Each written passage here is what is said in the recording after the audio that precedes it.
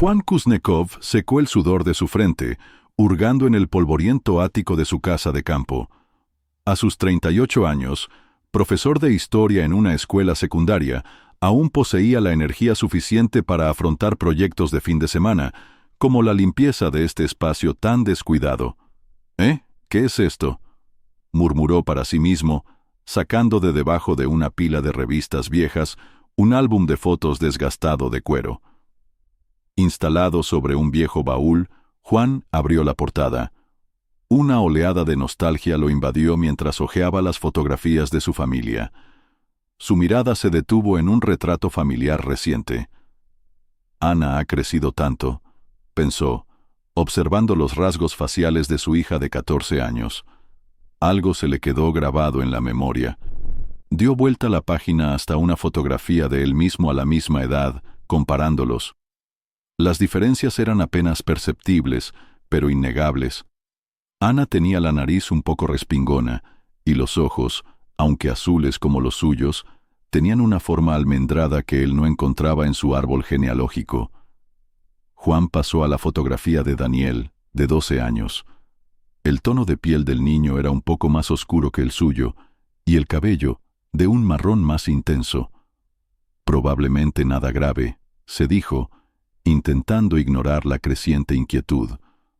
Pero a medida que seguía examinando las fotos, la semilla de la duda echó raíces.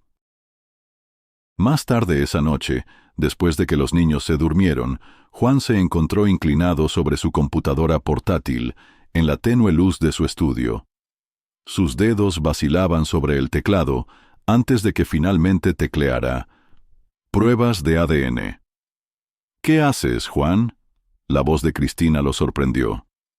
Ella estaba en la puerta, la curiosidad reflejada en su rostro. Juan cerró rápidamente el portátil. Simplemente buscaba algo para las clases, mintió, sintiendo un pinchazo de culpa. Voy a dormir pronto. Buenas noches, mi amor.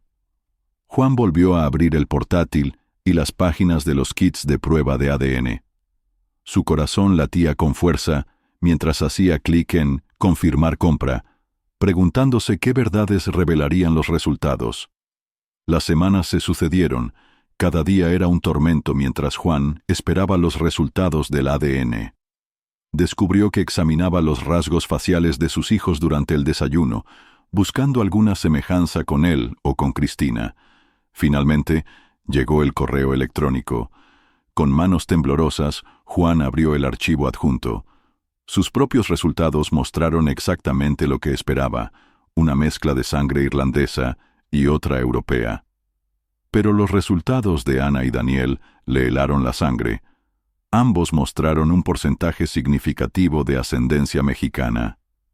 «Esto no puede ser», susurró, mirando el monitor con incredulidad. Esa noche, después de largas horas de vueltas y revueltas en la cama, Juan tomó una decisión. Contrataría a un detective privado para llegar al fondo de este misterio. Al día siguiente se reunió con un detective llamado Fedor en el restaurante Casa de Sasha. «¿Qué es exactamente lo que buscamos aquí?», preguntó Fedor con el rostro impasible. Juan se inclinó, bajando la voz. «Necesito saber si mi esposa me engañó, y si es así, ¿con quién?». Fedor asintió tomando notas. «¿Tiene alguna sospecha de quién podría ser?». Juan negó con la cabeza. «Ni idea, pero los niños podrían no ser míos». 2 semanas después, Fedor llamó con noticias. «Señor Kuznetsov, creo que debería venir a mi oficina. Hay algo que debe ver». El corazón de Juan se hundió al ver las fotografías extendidas sobre el escritorio de Fedor. Allí estaba Cristina, su esposa, con quien había vivido 15 años, en los brazos de otro hombre, un hombre con rasgos faciales sorprendentemente similares a los de Ana y Daniel. «Se llama Miron Razumovsky», explicó Fedor. «Él es el jefe de Cristina en la constructora Razumovsky. Han estado juntos por al menos 15 años, incluso antes de su boda». Juan sintió que se le mareaba la cabeza. «¿15 años? Pero llevamos casados solo». Fedor asintió. «Perdón, señor Kuznetsov, hay algo más». Deslizó una pila de papeles, cartas de amor, correos electrónicos, recibos de hoteles. El romance había sido largo e intenso. Mientras Juan hojeaba las pruebas, su mundo se derrumbó. Cada gesto cariñoso, cada momento familiar, todo estaba empañado por esta monumental mentira. «¿Quién es él?», preguntó Juan, su voz apenas audible. «Mirón Razumovsky es una figura destacada en la industria de la construcción local», respondió Fedor. «Es conocido por su filantropía y su ascendencia mexicana». La última pieza del rompecabezas encajó en su lugar. Juan miró la fotografía de Mirón, viendo los ecos de Ana y Daniel en los rasgos del hombre. «Toda mi vida es una mentira», murmuró Juan más para sí mismo que para Fedor. Aturdido por la revelación, Juan comprendió que necesitaba apoyo. Decidió confiar en su familia, esperando consuelo y orientación. El domingo por la tarde, reunió a sus padres y hermanos en el acogedor ambiente de su infancia. El aroma al pastel de manzana de su madre, otrora reconfortante, ahora le revolvía el estómago. «Tengo algo que debo decirles», comenzó Juan, su voz temblorosa. Contó sobre las fotos encontradas, las pruebas de ADN y, finalmente, los devastadores resultados de la investigación privada. Mientras hablaba, notó un extraño silencio que caía en la habitación. Su madre no lo miraba a los ojos. Su padre se movía inquieto en su asiento. Su hermana Sofía intercambió una mirada significativa con su hermano Miguel. «¿Qué significa esto?», exigió Juan, un nuevo miedo apoderándose de su corazón. «¿Qué me están ocultando?». Sofía fue la primera en romper el silencio. «Juan, nosotros lo sabíamos». Las palabras lo golpearon como un puñetazo físico. «¿Lo sabían? ¿Qué quieren decir con que lo sabían?». Su padre carraspeó. «Hijo, nos enteramos de la andanza de Cristina hace algunos años. Pensamos que era mejor no decírtelo». «¿Mejor no decírmelo?». La voz de Juan se elevó, la incredulidad y la ira luchando por el dominio. «¿Me dejaron vivir en una mentira? ¿Me dejaron criar a hijos que no son míos, pensando que lo eran?». Su madre extendió una mano. «Pensamos que te estábamos protegiendo, querido. Parecías tan feliz». Juan se apartó de su toque. «¿Feliz? He vivido en la ignorancia. ¿Cómo pudieron ocultarme esto?». Miguel habló, su tono defensivo. «No queríamos herirte, hermano. Decidimos que lo que no sabes no te hace daño». «¿No me hace daño?». Juan rió amargamente. «Mírame ahora. Díganme que esto no duele». Se levantó, incapaz de soportar más la presencia de su familia. Las personas en las que más confiaba en el mundo lo habían traicionado tan profundamente como Cristina. «Juan, por favor», suplicó su madre, «podemos hablar de esto, podemos ayudarte». Pero Juan ya se dirigía a la puerta. «No necesito su ayuda», espetó. «No necesito a ninguno de ustedes». Saliendo a la calle en la luz crepuscular del día, Juan se sentía más solo que nunca en su vida. Su esposa, sus hijos, incluso su propia familia, todo en lo que había creído estaba construido sobre una mentira. En ese momento de desgarradora soledad, una fría determinación se apoderó de él. No podía confiar en nadie de los que alguna vez consideró cercanos. La única persona en la que podía confiar ahora era él mismo. Conduciendo a casa, con sus pensamientos hirviendo por la magnitud de las traiciones sufridas, Juan tomó una decisión. Él mismo se encargaría del asunto. Se vengaría. El sol se ponía sobre la vieja vida de Juan Kuznetsov, y con ella desaparecieron los últimos restos del hombre confiado e ingenuo que alguna vez fue. En su lugar surgió un hombre endurecido por la traición, decidido a recuperar el control de su destino. Juan Kuznetsov se sentaba en su aula, mirando los pupitres vacíos frente a él. El peso de los recientes descubrimientos lo oprimía como un fardo físico. Casi no había dormido en semanas. Su mente masticaba constantemente las traiciones sufridas. Un golpe en la puerta sacó a Juan de sus pensamientos. El director Sergeyev estaba en la puerta, su rostro sombrío. «¿Tiene un minuto, Juan?», preguntó, aunque no era una pregunta. Juan asintió. indicando con un gesto un pupitre vacío. Sergeyev se sentó. La silla de plástico crujió bajo su peso. «No hay una manera fácil de decir esto», comenzó Sergeyev. «Pero el Consejo Escolar está promoviendo un nuevo programa de historia.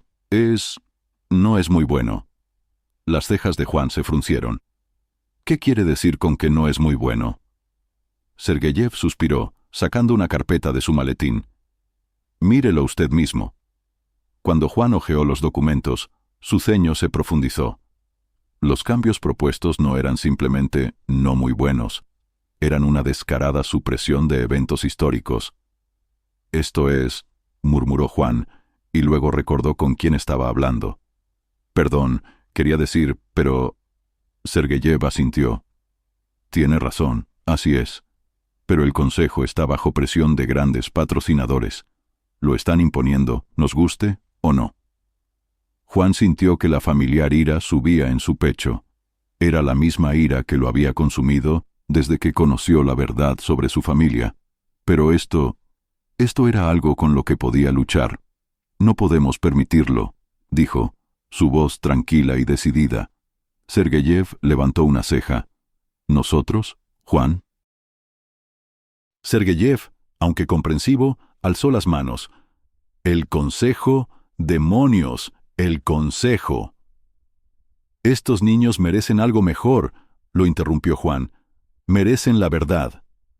Por un momento, Sergeyev pareció a punto de discutir, pero luego dejó caer los hombros. «Tienes razón, pero ¿qué podemos hacer?» Juan, caminando por la habitación, ideaba un plan. Su mente, hasta hace poco oscurecida por sus problemas personales, se aclaró repentinamente. «Organizaremos a los profesores, a los padres, a los alumnos. Nos haremos oír». En las siguientes semanas, Juan se lanzó a la batalla. Organizó reuniones, redactó peticiones y obtuvo el apoyo de todos los rincones de la comunidad escolar. Una tarde, mientras ultimaba una presentación para la próxima reunión del consejo, Ana entró en su oficina en casa. «Papá», dijo tímidamente, «¿podemos hablar?» Juan levantó la vista. La culpa lo invadió. Había estado tan concentrado en la lucha contra el programa que casi no había hablado con sus hijos. «Claro, cariño. ¿Qué sucede?» Ana se sentó en el borde de su escritorio, moviendo nerviosamente los pies. «¿Estás bien? Últimamente eres diferente». El corazón de Juan se encogió. Quería contarle todo sobre su verdadero padre, sobre la mentira, sobre el dolor, pero al ver su rostro preocupado, no pudo destruir su mundo. «Perdón, Anushka», dijo suavemente. «En la escuela simplemente pasan muchas cosas, pero te prometo que todo estará bien». Ana asintió. «¿Y por qué mamá llora por las noches?» La pregunta golpeó a Juan como un puñetazo en el estómago. Había estado tan absorto en su propio dolor y en su lucha en la escuela que ni siquiera se había dado cuenta del sufrimiento de Cristina. «Yo no sabía que lloraba», admitió. Ana se encogió de hombros. «Intenta ocultarlo, pero a veces la oigo». Juan abrazó a su hija. Sus pensamientos divagaban. Había descuidado a su familia, perdiéndose en esta batalla externa, pero no era esa otra forma de huida. «Hablaré con ella», le prometió a Ana, «y perdona por haber estado tan distraído. ¿Qué te parece si mañana jugamos al Monopoly en familia?» El rostro de Ana se iluminó. «¿De verdad? ¿Podemos?» Juan se rió. El sonido le era extraño. «Claro, pequeña. Monopoly así, Monopoly». Cuando Ana salió corriendo de la habitación, Juan volvió a su ordenador. La lucha contra el cambio de programa era importante, pero también lo era su familia, aunque esa familia no fuera la que siempre había creído que era. Necesitaba encontrar un equilibrio y necesitaba tomar una decisión sobre qué hacer con la verdad que ahora cargaba consigo. Pasaron semanas, y Juan comenzó a vivir una doble vida. De día era un apasionado maestro que movilizaba el apoyo contra los cambios en el programa, y de noche era un hombre consumido por pensamientos de venganza. Una tarde, después de acostar a los niños, se sentó en su oficina, rodeado de informes financieros y documentos legales. El detective privado, Fedor, había encontrado más que pruebas del romance. Había descubierto irregularidades financieras en la constructora de Mirón, una posible evasión de impuestos que podría derrumbar toda la operación. Los dedos de Juan se quedaron suspendidos sobre el teclado. Con unos pocos clics podría enviar una denuncia anónima a la agencia tributaria. Sería el primer eslabón de una reacción en cadena que podría destruir la vida de Mirón. ¿Pero realmente lo quería? Un suave golpe interrumpió sus pensamientos. Cristina se hallaba en el umbral, su rostro una máscara de inquietud. «Iván, ¿podemos hablar?» Él asintió con la cabeza rápidamente, cerrando las ventanas de su ordenador. Cristina se sentó al borde de su escritorio, sus ojos rojos por las lágrimas. «Estoy preocupada por ti», dijo en voz baja. «Te has vuelto tan distante últimamente. ¿Es por mi culpa?» Iván sintió un amargo reírse subir por su garganta. Si tan solo ella lo supiera. «No», mintió. La palabra le supo a ceniza en la boca. «Es simplemente por este asunto del consejo. Me quita mucho tiempo». Cristina asintió, pero sus ojos decían que no le creía del todo. «Te echo de menos», susurró, extendiendo la mano para tocarlo. Por un instante, Iván estuvo a punto de ceder, a punto de contarle todo lo que sabía, todo lo que sentía, pero luego recordó las fotografías que Fiodor le había mostrado, las cartas de amor, 15 años de mentiras. Apartó la mano. «Perdona», dijo sin mirarla a los ojos. «Simplemente necesito un poco de tiempo». El rostro de Cristina decayó, pero asintió. Cuando se fue, Iván volvió a su ordenador. Al día siguiente se reunió con un abogado de divorcios. Este hombre era conocido por su táctica agresiva y su alto porcentaje de casos exitosos. «Bien, señor Kuznetsov», dijo el abogado reclinándose en su mullido sillón de cuero. «¿Con qué exactamente nos enfrentamos?» Iván le expuso toda la enrevesada historia. El romance, la paternidad de sus hijos, la traición de su familia. Los ojos del abogado brillaron con un interés depredador. «Oh, esto es bueno», dijo frotándose las manos. «Le quitaremos todo lo que tiene». Pero Iván negó con la cabeza. «No», dijo con firmeza. «No quiero hacer daño a los niños, solo quiero justicia».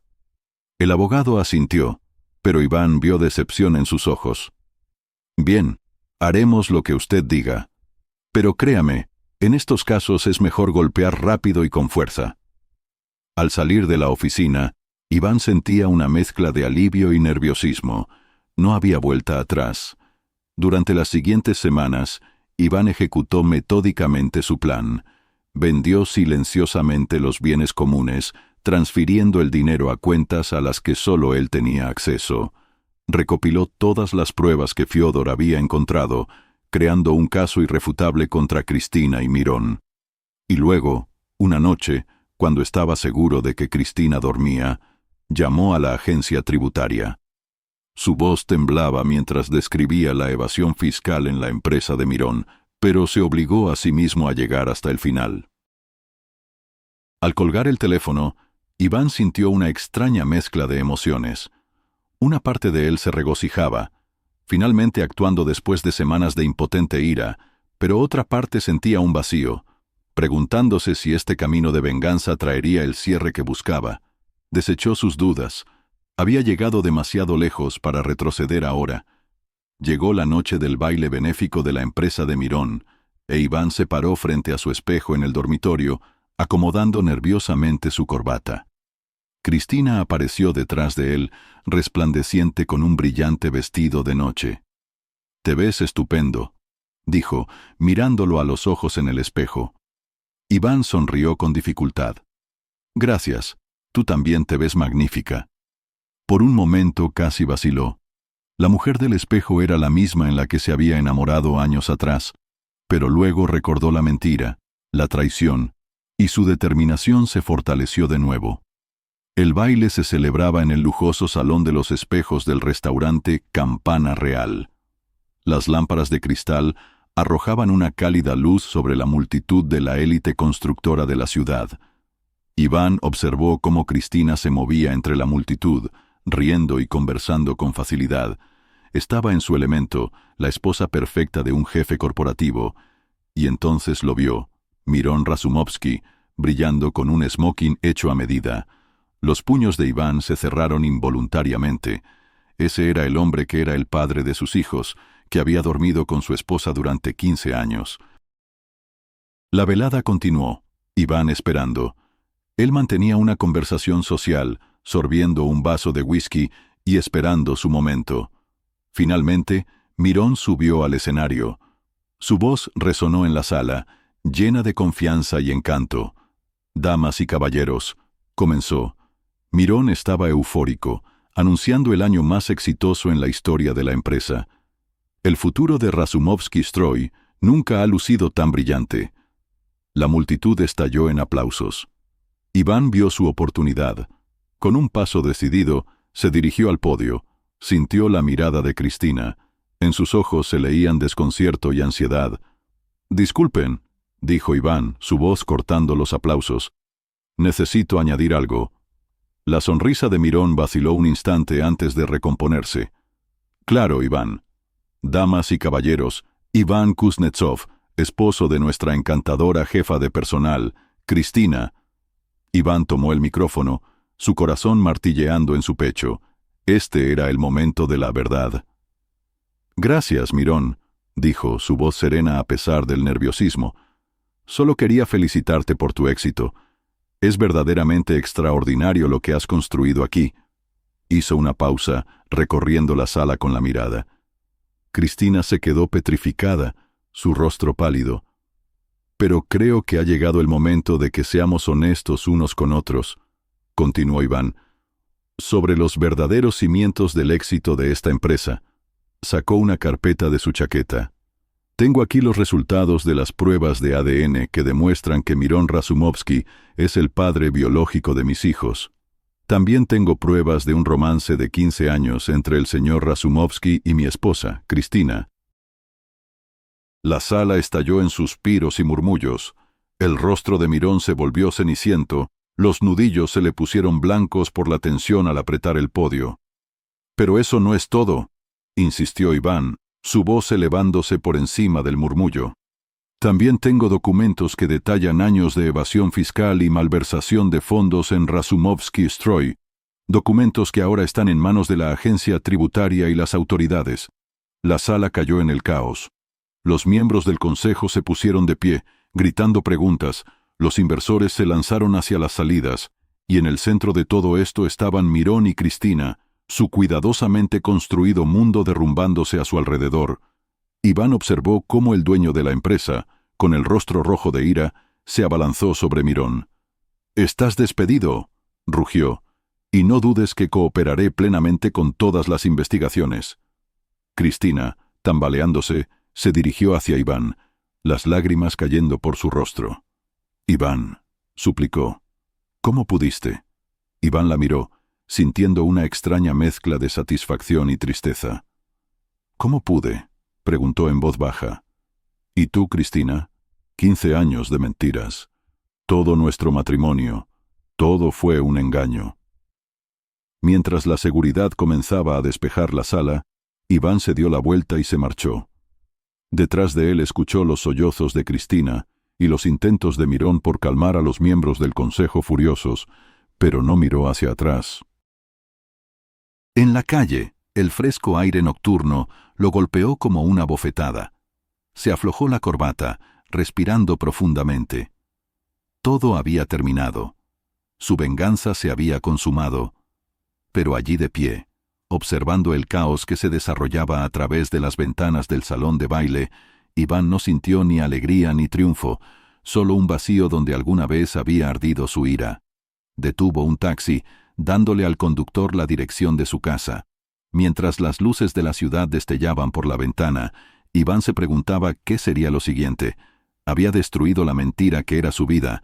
Ahora tenía que averiguar cómo construir algo verdadero de entre las ruinas. A la mañana siguiente del baile, Iván Kuznetsov se despertó en un mundo irremediablemente cambiado. El sabor de la victoria era amargo, mezclado con el gusto acre de la ira apagada y la traición residual. Yacía en la cama, mirando el techo, preguntándose si el vacío en su pecho alguna vez se llenaría. El teléfono vibraba sin cesar. Las noticias de la confrontación de la noche anterior se habían extendido como un incendio en los círculos empresariales y sociales de la ciudad. Ignoró las llamadas y los mensajes, concentrándose en el siguiente paso, en su cuidadosamente planeada venganza. Las siguientes semanas, la vida de Iván se convirtió en un torbellino de juicios y reuniones con abogados. Cristina, acorralada por la montaña de pruebas en su contra, apenas ofreció resistencia. Su otrora impecable apariencia fue reemplazada por ojeras y una expresión constante de derrota. Finalmente, la decisión del juez fue rápida y contundente. Iván obtuvo la custodia total de Ana y Danila, así como la mayor parte de sus bienes. Cristina se quedó con una pequeña indemnización y derechos de visita que se parecían más a un premio de consolación que a una victoria. Al salir del edificio del juzgado, Iván vio a Cristina encorvada en un banco, con la cabeza entre las manos. Por un momento sintió algo parecido a la compasión, al arrepentimiento, pero luego recordó los años de mentiras, de traición, que habían devastado su vida, y siguió adelante sin mirar atrás. Mientras tanto, en el otro extremo de la ciudad, Miron Razumovsky se enfrentaba a su propio infierno personal. La investigación de la agencia tributaria, iniciada por una denuncia anónima de Iván, reveló años de evasión fiscal y malversación de fondos. La otrora impecable reputación de Mirón en la industria de la construcción se derrumbó. Desesperado por recuperar sus pérdidas y mantener su lujoso estilo de vida, Mirón recurrió al único camino que creía que podría salvarlo: el juego. Empezó poco a poco, apostando en casinos legales, pero a medida que sus pérdidas crecían y su desesperación aumentaba, se encontró envuelto en el oscuro mundo del juego ilegal. Una noche, en una sala trasera llena de humo del bar Los Tres Osos, Mirón estaba sentado en una mesa de póker. El sudor le corría por la frente. Le quedaba una sola ficha, habiendo perdido ya sus ahorros, su casa y cualquier posibilidad de recuperar su reputación. «Va todo», gruñó, empujando su única ficha hacia adelante. El croupier, un hombre con ojos sin vida y dedos quemados por el tabaco, repartió la última carta. La mano de Mirón temblaba al voltear las cartas. «Gana el banco», dijo impasible el croupier, su voz desprovista de emoción. Mirón tropezó al levantarse de la mesa. El mundo daba vueltas ante sus ojos. En pocos meses había perdido todo. De uno de los empresarios más respetados de la ciudad, se había convertido en un jugador arruinado con enormes deudas. Al salir a la fría calle, Mirón Razumovsky comprendió que su cuidadosamente construida vida, basada en mentiras y engaños, se había reducido a polvo, y en algún lugar de otra parte de la ciudad, Iván Kuznetsov dormía tranquilamente por primera vez en meses. Su venganza se había consumado. Los carteles de Se Vende destacaban crudamente en el cuidado césped de la casa de la familia Kuznetsov. Iván observaba cómo el agente inmobiliario los clavaba en la tierra. Cada golpe de martillo era otro clavo en el ataúd de su vieja vida. «Papá», la voz de Ana lo sacó de sus pensamientos. «¿Realmente nos vamos?» Iván se volvió hacia su hija, viendo en sus ojos una mezcla de incertidumbre y esperanza. Con sus 14 años, Ana era lo suficientemente mayor como para entender los rasgos generales de lo sucedido, aunque no todos los detalles enrevesados. «Sí, querida», dijo abrazándola, «es hora de empezar una nueva vida». Danila salió corriendo de la casa, su energía de 12 años aparentemente inalterada por las conmociones de los últimos meses. «Soy el primero», gritó, corriendo más allá de ellos. Iván no pudo evitar sonreír. A pesar de todo, de las mentiras, de la traición, del escándalo público del divorcio, sus hijos habían mostrado una entereza que constantemente lo asombraba. Habían decidido quedarse con él, reconociendo su amor y apoyo inmutables, incluso ante la impactante revelación sobre su padre biológico. Mudarse a una nueva ciudad era algo más que un simple cambio de escenario. Era la oportunidad de empezar de cero, de construir una vida libre del peso de los engaños del pasado. Iván obtuvo un puesto como director de la Academia, una prestigiosa escuela privada conocida por su enfoque progresivo en la enseñanza de la historia. Al salir de la casa por última vez, Iván vio a los vecinos asomándose por sus cortinas. Sin duda, estaban contentos de ver las espaldas de los Kuznetsov, hartos de los chismes y los escándalos que habían perseguido a la otrora tranquila calle suburbana. El viaje a su nueva casa estuvo lleno del parloteo emocionado de los niños y largos minutos de silencio pensativo. Los pensamientos de Iván volvieron a la discusión sobre el programa que lo había absorbido en el apogeo de sus problemas personales.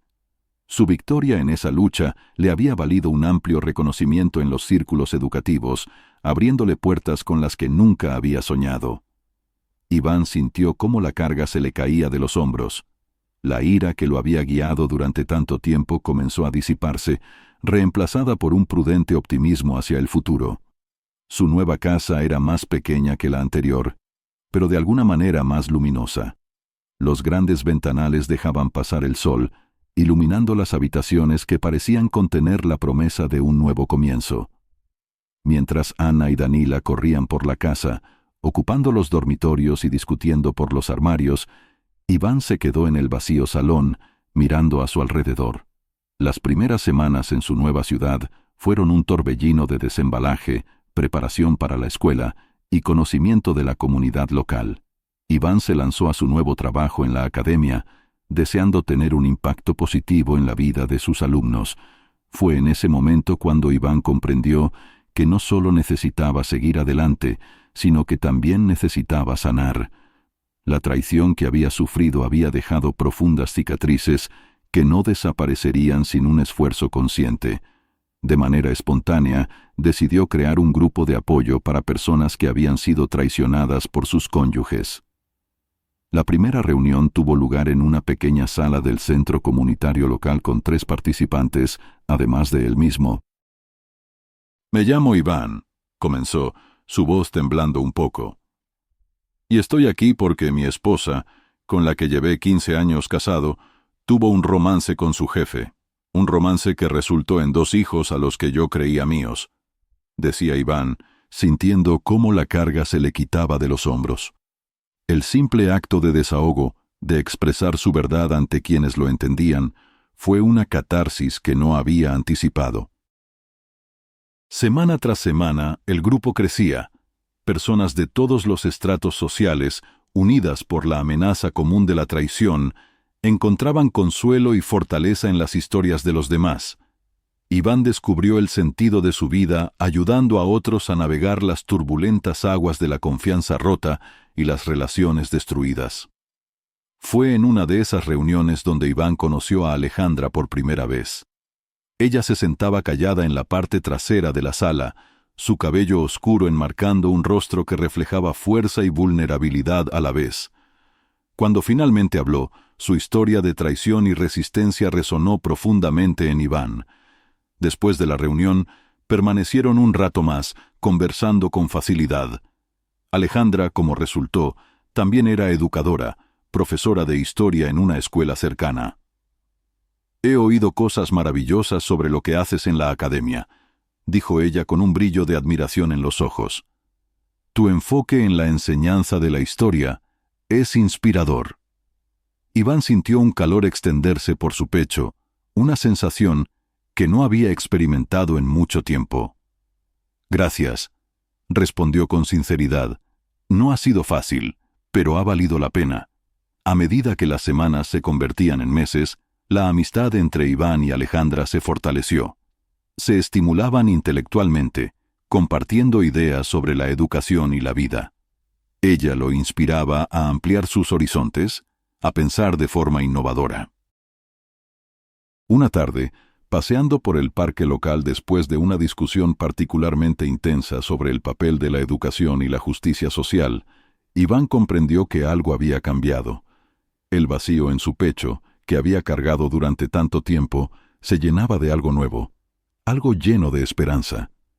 Se volvió hacia Alejandra, viendo el mismo entendimiento en sus ojos. Lenta y cautelosamente se inclinaron el uno hacia el otro. Su primer beso fue tierno, tímido, una promesa de algo auténtico y honesto. «Yo no estoy seguro de estar listo para esto», confesó Iván cuando se separaron. Alejandra tomó su mano. «Está bien», dijo suavemente. «Tenemos tiempo». Y por primera vez en muchos años, Iván Kuznetsov miró al futuro con verdadera esperanza. 5 años pasaron en un abrir y cerrar de ojos. Eventos escolares, cenas familiares y noches tranquilas con Alejandra. La vida de Iván entró en un ritmo que nunca creyó posible después de su divorcio. El teléfono sonó en una fría mañana de otoño. Iván estaba en su oficina en la academia, revisando las solicitudes para un nuevo profesor de historia, cuando el teléfono interrumpió su tarea. El número le era familiar, pero algo le impulsó a contestar. «¿Aló?» «Iván, soy Julia, la hermana de Cristina». El estómago de Iván se encogió. No había tenido noticias de la familia de Cristina desde el divorcio. «Julia, ¿qué ocurre?» Siguió una pausa, llena del crujido de palabras no dichas. «Cristina, ya no está, Iván. Murió anoche». El mundo pareció inclinarse. Iván se aferró al borde de la mesa, los nudillos blanquecinos. «¿Qué pasó?» Tenía una enfermedad cardíaca». La voz de Julia se quebró. «No diagnosticada. Murió mientras dormía». Mientras Julia seguía hablando, detallando los arreglos funerarios y las cuestiones legales, Iván se sentía extrañamente distante. No sentía alegría por la muerte de Cristina, pero tampoco la desgarradora tristeza que quizás debería esperar. Era como si hubiera oído hablar de la muerte de un conocido lejano, no de la mujer a la que alguna vez juró amar toda su vida. Pero fueron las siguientes palabras de Julia las que realmente lo conmovieron. «Iván, hay algo más que debes saber», dijo ella, su voz cargada de una mezcla de culpa y tristeza. «Cristina lo pasó muy mal los últimos años después del divorcio, después de todo lo que pasó con Mirón. No pudo encontrar trabajo debido al escándalo, ¿sabes?»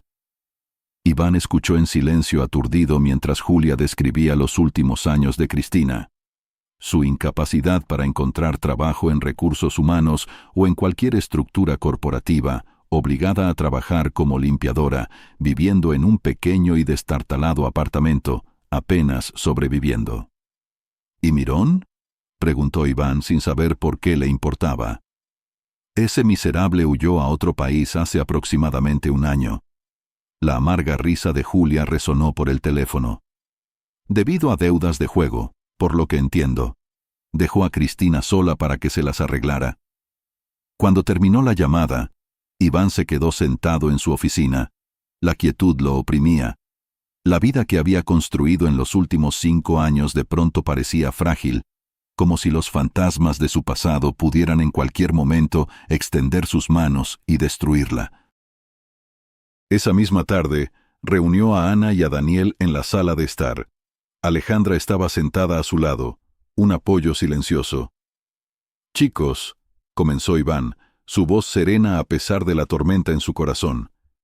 «Tengo algunas noticias sobre vuestra madre». Observó atentamente sus rostros, listo para ofrecer consuelo o explicaciones según fuera necesario.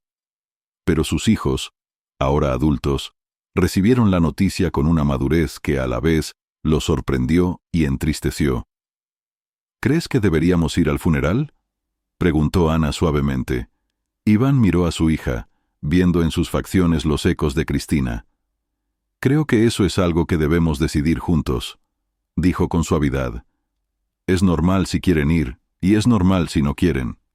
Después de una larga conversación, llena de lágrimas y momentos de silenciosa reflexión, decidieron, como familia, asistir al funeral.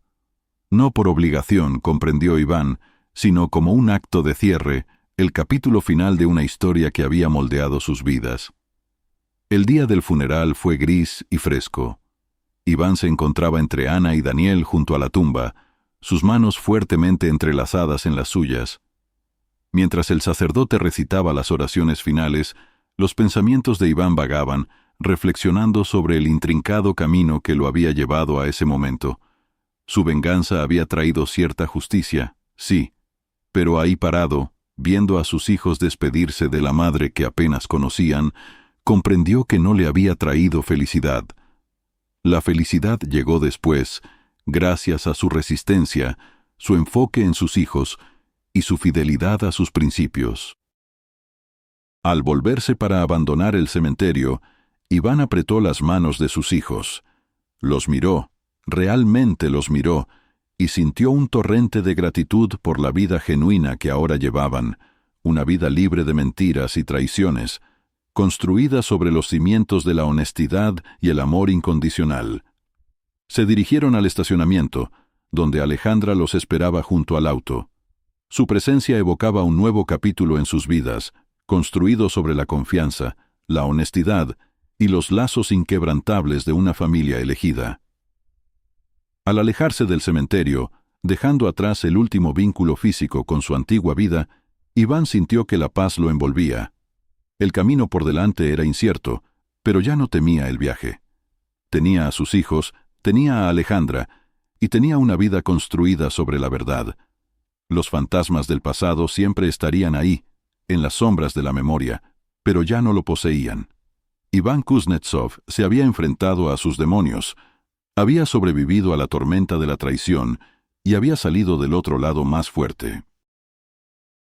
Cuando el auto giró hacia la autopista, dirigiéndose a casa, Iván miró por el espejo retrovisor a Ana y a Daniel. Estaban inmersos en una conversación tranquila, con las cabezas inclinadas juntas. En ese momento, supo con absoluta certeza que, a pesar de todo el dolor y el sufrimiento, no cambiaría nada. Fue gracias a esas pruebas que habían creado esta nueva familia, unida no por sangre ni por falsas promesas, sino por elección, amor y una inquebrantable dedicación a la honestidad. El futuro se extendía ante ellos como un lienzo en blanco, esperando que se pintaran nuevos recuerdos, nuevos triunfos y un nuevo amor. Y por primera vez en mucho tiempo, Iván Kuznetsov era verdaderamente, profundamente feliz.